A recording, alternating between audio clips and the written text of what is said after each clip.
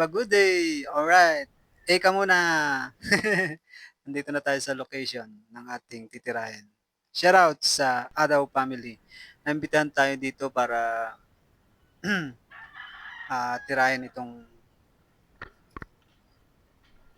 project. Nag-ready na din si tatay ng nakakilong bakal na ewan ko kung anong ito, kapal. At ang ating GI naman ay 6 meter. Isang buo. Okay. And kasama natin ngayon si Red, ang ating armas para tumira nito. Alright. Nasa 400 ampere lang siya. Portable welding machine. Alright. And 60-30 ng ating gamit na rod. Alright. Okay. And yan. Mayroon nakatayo dito. Ganito pala yung ating gagawin. Kokopyahin natin. Copyright. Joke lang. And paglalagay niya ng service drop. Hindi pala dapat lang na marunong kang gumawa. Kailangan din palaging maalam ka din mag-ingat sa safety. Para sa safety. Kailangan ng PPE, Personal Protective Equipment. Ay, English yun ah. And kailangan talaga laging safe.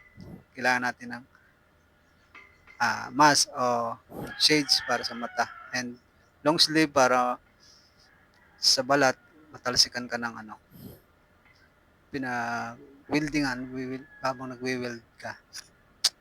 Hindi tatak muna natin isa-isa yung bakal na kinilo. Okay. Simulan na natin. Ang gamit nga pala natin ay 60-13. At alam nyo ba, hindi pa. Alam nyo ba ang 60-13 ay may ibig sabihin? May symbol siya. Yung 60 and 1, 3. May ibig sabihin nyo.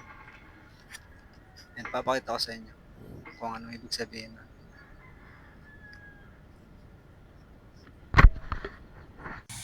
Alright. And yan.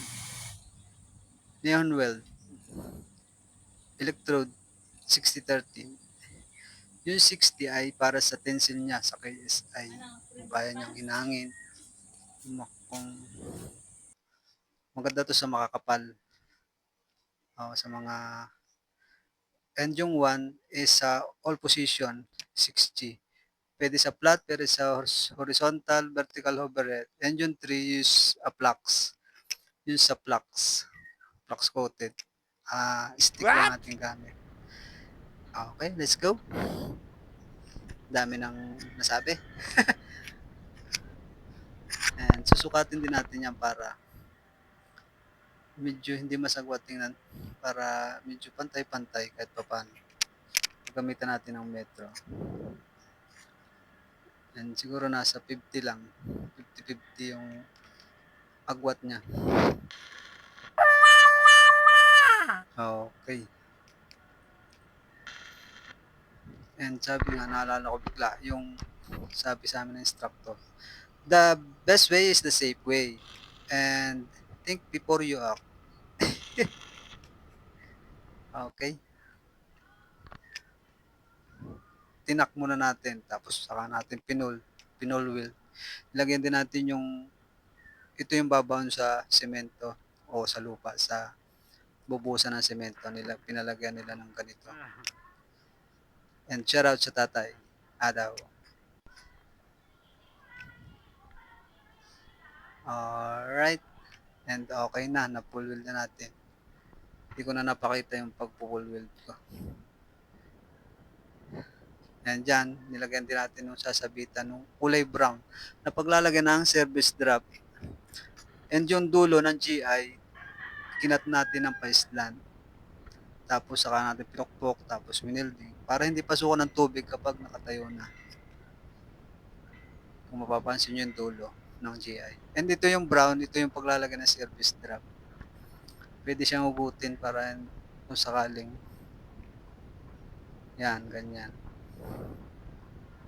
Service drop. Okay, alright na. And sana may natutunan kayo kahit paano kaunti. Okay. Thank you. God bless.